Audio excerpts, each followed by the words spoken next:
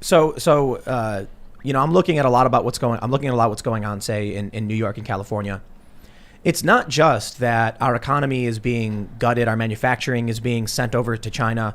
We don't even make our own medicine anymore. That was the craziest thing when we had a pandemic hit, and we're like, we need medicine quick. Call China, because we don't have any factories that can actually make it. The coronavirus really made a lot of people become aware of the situation. Like when medical supplies, even things like kettlebells, you couldn't get it because everything was made in China. I mean, right now, it's really hard to. It's still hard to get a lot of specific equipment, professional equipment, bicycles. It's all made in China. It's interesting on the medical side. Like, we actually do a lot of pharmaceuticals, but a lot of the raw ingredients. Mm-hmm. So the things that go into the drugs come from China, and there's nowhere else that you can get them. And the craziest thing too is rare earth minerals, right? Which we use for, I guess, smartphones, among other things. We get it almost exclusively from China, right? That's my understanding. Japan did recently find a big supply, but it's everywhere. It's actually not uncommon to find. There are rare earth minerals in the U.S. Yeah. But we just go for it, China. We're just gonna give all of our money and keep printing it. Now we've got 35% of all U.S. dollars just being printed like crazy. Can't wait to get some. We've got New York, California, Michigan. These states have violated the Constitution beyond any record. Listen, if you come out and you say, we need to have an argument about gun control, I understand the Second Amendment, but you can still have a right to keep and bear arms with some restrictions. There's an argument, and people actually argue it. Although many people are now becoming rather too absolutist because of the riots and the craziness. But you look at New York, Andrew Cuomo is like, if you're protesting, you're okay. You have your rights. If you are pro Joe Biden, please come out, dance in the street, and drink champagne together. But if you want to go to a church, never going to happen. If you want to run your business because you're running out of money and you need to feed your family, no dice. This is extreme degrees of authoritarian, despotic. I don't even know. Is there a word more harsh than I can get? Psychopathic malevolence. Where he's basically sent, he had NYPD going to Jewish schools with children, and the cops would point their phones inside the windows to film them to prosecute. NYPD police officers went undercover to a restaurant, ordered food, and then as soon as the person delivered it, arrested them. That's the level of depravity coming from the likes of Cuomo. And no one in this country is doing anything, and the police officers support it. So, to make sure I'm not trying to get off on a tangent outside of the China stuff, when we hear that there's Chinese authoritarian communism and things like this, the American people seem to just roll over and take it for the most part in these blue cities. But I'll tell you, I don't see the political willpower from Trump supporters or anyone who could do anything to stop it at this point. They're going to completely destroy the economy, and they already have. The federal debt to GDP ratio is now at 128.6%. We're dropping and collapsing so quickly that when many people talk about Thucydides' trap, and are you familiar with Thucydides' trap? Mm-hmm. I talked about it quite a bit several months ago, that there's been fear for years that we will eventually get into a full-scale war, a hot war with China, because they're a rising economic power. Well, I guess there's one way to avoid it. Have our own politicians destroy this country from the inside out, and then there won't need to be a war.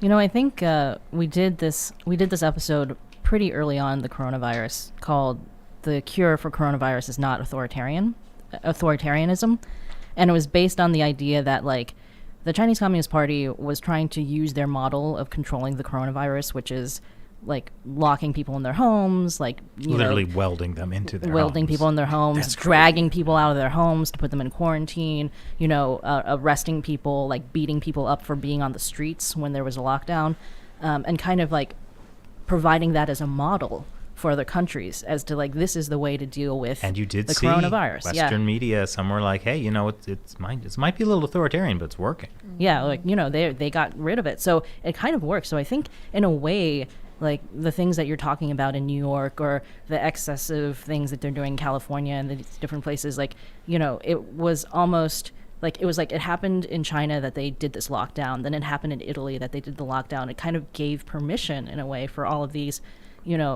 people, politicians in different areas to be this is the way to deal with it. Because it was China, modeled off of it. Yeah. And because China lies about the actual coronavirus numbers, it seems effective. But the numbers in China are completely fake. It's obvious if you look at it. Yeah, I really wanted to ask you this, but it's kind of strange that these kind of top Democrats, even the New York City mayor today, Bill de Blasio, came out and just plainly said, I'd like to say very bluntly, our mission is to redistribute wealth. So it's very interesting seeing these Democrats kind of mimic the language and some of the behaviors of the communist Chinese. But from your sources, from the people you talk to on the ground, what's really going on there? Did they defeat the coronavirus? Because we're seeing a lot of photos of them raving and partying and having these huge The pool marathon, parties. the street marathon. Yes. They did. How do you guys make sense of this story of this deadly pandemic everywhere, but China's having street parties and raves at the same time? Did their lockdowns work? Like what's going on here? Well, first of all, I know you have some specific things you want to say about that, Shelly, but like over the past couple of months, you keep seeing like certain cities in China declaring wartime measures to fight the coronavirus because there's some rumor that maybe like somebody got a case, and then suddenly they need to test 70,000 people in a city, and they can do that in like 3 days because it's a horrible authoritarian regime. But so you get the sense that it never did stop. There is still something happening, the extent of which we can't know.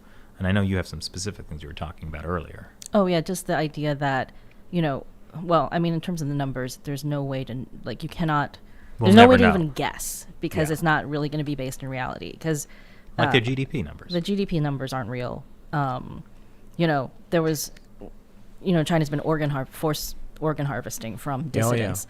And, it turns out that, like, some people did a study and found out that, like, since 2015, they've claimed that they only have organs coming from, voluntary donations, Sure. Sure. I got a couple kidneys I don't need. Yeah. And then these researchers found out that their voluntary donation numbers and their transplant numbers were all fake. They all mimicked a quadratic equation. Perfectly. Really? Almost perfectly. So are they actually harvesting organs? They are. From political Yes, prisoners. they are doing. Uyghurs, Yeah. Falun Gong. They're definitely doing organ transplants. Their official numbers are fake. Yeah. Yes. Yeah. Surprise, surprise! Isn't their real estate all fake too? Yeah. I I was watching a video someone posted on Facebook. I can't remember what it was, but maybe you guys know, where a guy was explaining the warfare strategy of China is exploiting the weaknesses of a nation that they accept. So if you allow free speech, then we'll support protests against you. If racism is a very sensitive issue, then we'll inflame it and we'll just keep pushing it and pushing it and pushing it. And that what we're seeing right now is actually the fifth generational war full scale with China. They know that if they actually, crashed some U-boats on the shores of California and ran in full speed, they might have a very large ground army, but the people would fight back and the Americans would win. Air superiority for one thing, plus all the aircraft carriers we got. So what they're doing is subversion, manipulating our systems, stock market, buying land, control. They're coming in, they're undermining all of our institutions. It's working, and it's collapsing underneath us. And I wonder, when we hear things like that from Bill de Blasio, these people like I look at the Chinese Communist Party. I think they're very smart, very, very, very smart. They understand why they had to have some kind of capitalistic system in their country to actually allow it to expand economically. Because, the things they were doing very early on kind of didn't work. Like, didn't they kill all these birds at one point or something? The sparrows. Yeah. All right, that was like, didn't do anything, did it? Like, They had no. kids literally pulling grass out of the ground because grass was bourgeoisie. So, Wow. clearly that stuff didn't work. But now you have people like Bill de Blasio, who clearly is not a smart person, saying, we're going to do this, redistribute wealth. So it seems like they've bought and paid for as many elites as they can. You've got the 1,000 Talents Project program or whatever out of these universities where these people are essentially spies. It's really amazing. They're not getting charged with treason. And then The way they've gotten a hold of universities is horrifying. We could talk and about it later if you want. is it a coincidence then that the universities are the epicenter for the most part of this woke, broken theory, critical theory that I've makes never no heard sense? about what you're talking about and have no knowledge. None of this. whatsoever. No. So no. No. Never. Never. We're playing it safe, right, Shelly? Super safe, apparently. Well, I think that in a way, like, the Chinese Communist Party is happy to see us destroy ourselves, but they don't really care if we follow communism as an ideology. That's not really what they care about. What they care about is having the U.S. become weakened, and so they can continue to,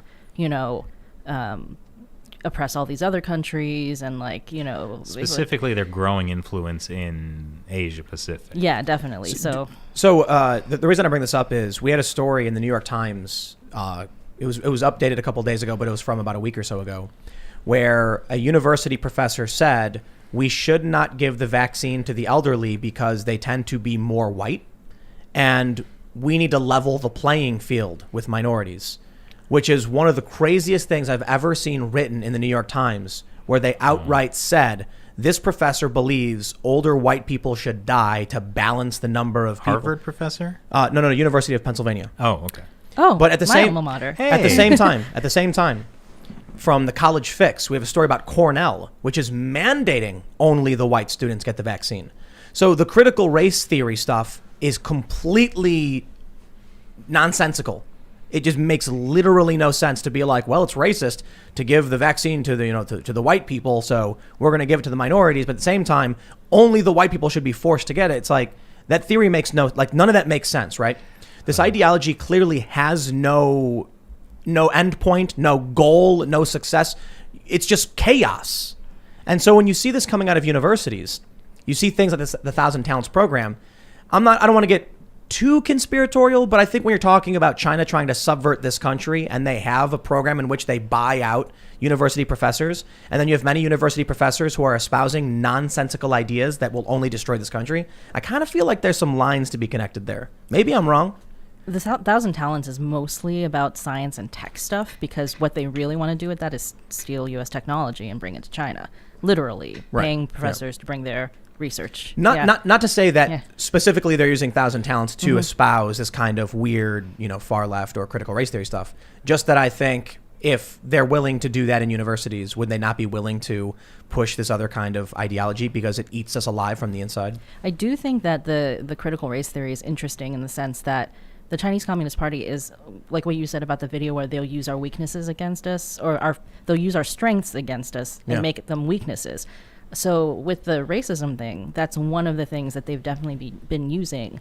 Especially in Australia. Well, in Australia, but also here, when people started blaming China for the coronavirus, that was definitely racist. It's racist to talk about how it started in Wuhan. Asians are white. Yeah. That's the new That's thing. right, yeah. I was very happy to tell Shelly. Yeah, I was very disappointed to learn. I was really excited because it turns out that I'm double white. Because right, yeah. So I get to be white twice. So is that is that more power? You have super I don't know. privilege. Does this mean super privilege? Does that mean you are or aren't going to get the vaccine? Well, for my allergies, I'm not. Oh. Yeah. Oh. Well, I actually do have allergies. Okay. Yeah, no, All right, legit allergies. back to our topic. I think you guys were Hey, talking. quiet down. We're talking about something interesting. Allergies. Tell me more. Yes. I think you guys were talking about the larger divide and conquer agenda, and it is interesting to see a lot of special interests from China do give a lot of money to the universities, and it is kind of exemplified as we saw with, again, I'm going to bring this back to Mayor Bill de Blasio, because his administration during the early onset of the coronavirus was saying, it's fine. Don't be racist. Come out to the Chinese Day Parade. Everything's going to be fine. Don't worry. Don't be racist. And then next week, he's literally threatening martial law, where even Andrew Cuomo had to stop Bill de Blasio and said, wait, hold on there. You're pushing it too far. If you're going farther than Andrew Cuomo wants you to go, you know you're a lunatic and you absolutely lost it. And he has been a part of this larger divide and conquer, supporting Black Lives Matter protests, openly calling for demonstrations, meanwhile telling you can't have dinner with your family because it's going to spread the coronavirus and kill everyone. And this Black Lives Matter thing also, we have to admit here, is being exploited by the Chinese, as there have been many Chinese diplomats that have come out and said the United States is racist. Look at we support Black Lives Matter. There was even a police officer in Hong Kong that was screaming at American journalists there, Black Lives Matter, as he was beating the crap out of the dissidents in Hong Kong. So we have to understand there is an element of this exploitation of our racial divide by the Chinese. Whether it's being weaponized or just exploited, I think is something, a topic of debate that I think we should talk about. I think it's their favorite thing to bring up in the racism, because it's like that's the number one thing that they can, like, anything they can hit us with. They know it hits a nerve. Yeah, in the and US. it hits a nerve in the U.S. and also like it's everything they do is whataboutism in a certain sense, where like if you try to bring up human rights atrocities in China, the first thing they'll do is bring up racism or whatever. Steve Kerr did this. Oh, Remember the NBA guy? He was like, I don't go around asking about our police brutality problems, and we got issues we got to deal with. It's like, bro, you want to talk about police brutality? We can. You want to talk about concentration camps? We have to. All right? Didn't that happen with was it Mark Cuban? Somebody who Oh yeah, who was like, man. that was also terrible because he was like, China is a customer. Yeah. But we should. I treat China as a that's the customer. problem. But we should, we should start in our own, clean up our own house. Yeah. Well, that's a fundamental problem. They talk about China like it's our customer instead of, the Chinese Communist Party has concentration camps and harvests the organs of people who have wrong political beliefs. I think that's one thing. Like Joe Biden came out with a statement during International Human Rights Day, which was the 10th, and what was disappointing was that he kind of he was like, yes, there are many human rights atrocities around the world, but then was like, we have to talk about systemic injustices here in America and whatever. And that's fair, but it's kind of like, it is very similar to Chinese propaganda in the sense that they're always talking about before you can talk about what's wrong in other countries, you have to clean. If you're not perfect, you cannot talk about anything else. Jordan Peterson says, clean your room, bucko. You can't Are compare you saying the Jordan two. Peterson's a communist? Yeah, Yes. that's what I'm getting here. I'm saying he's secretly subverting American. Okay. I'm kidding. Yeah, I mean, you can't compare the two. It's not apples and oranges when you compare Black Lives Matter to the Uyghurs, especially when you look at the kind of xenophobia and the treatment of blacks in China. And there was amazing, incredible video that came out that was awe-stunning, showing what was happening with the Chinese government literally blaming black people for the coronavirus inside of China, Evicting them kicking from their them houses. out of their own homes, kicking them out into the street. And then this is the country lecturing us about Black Lives Matter? They made a commercial where there's a black man put into a washing machine. And you guys, I'm sure you saw this. And it created an uproar in the U.S. because so for those that haven't seen the commercial, there's a Chinese woman and a black man. She pushes the black man in the washing machine and he comes out Chinese. And there was outrage in the U.S. and China's response was, they're like, you Americans, you baitsua, you crazies, you're so sensitive, grow up. They didn't care. There was They also also never the, do. Blackface. yeah, the CCTV. You can go ahead. Yeah, but every year they have this communist gala New Year's show, and I think it was last year they had like It somebody was dressing talking up about in blackface. The Africa, China, China, China and Africa, partnership. and how they're helping all the African people, and they had an actress in blackface. And as so many of the experts from Africa we've talked to are saying this is colonialism, this is neo-colonialism. So I remember spending time in Africa doing reporting, and I was surprised how many Chinese nationals were at the airport, at the hotels, and they're building a Chinese surveillance state in those countries. Yes. Most importantly, I mean, I was in Kenya and Zimbabwe and Somalia. And even in Somalia, I saw some Chinese nationals, which was pretty surprising to say the least. But talking to almost every African, a lot of them brought up to me, the Chinese are here. They're taking over. They are the new colonizers. This is crazy what's happening here. And I was shocked to the level of how many Africans were talking to me about this seriously, whether it was taxi drivers, whether it was waiters, whether it was random people that I walked into or was interviewing. They're like, you should really take a look into China and how they're essentially taking over all of Africa and usurping all of our natural resources and buying off our politicians. And it was surprising because I didn't know about it until I was in Africa and actually saw it on the ground there. Thanks for checking out this clip from the Timcast IRL podcast. We do the show live Monday through Friday at 8 p.m., so come back to check us out when we go live. Don't forget to subscribe, hit the like button, hit the notification bell, and we are also available on all podcast platforms for free if you want to listen to us there. Thanks for hanging out, and we will see you all next time.